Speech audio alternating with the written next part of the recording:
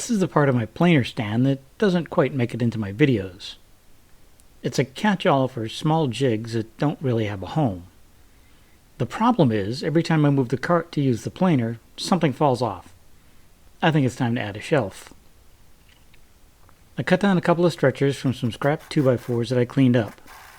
I fastened one to the leg so it was 8 inches down from the apron. I cut a piece of 1/2-inch plywood to fit the cart and notched out for the legs.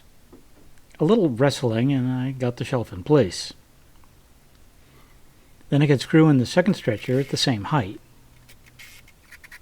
Then I added a few screws from the top of the shelf into the stretchers, just in case. A quick sanding and it was time to load up the cart again. This time with a little more organization. At least for now.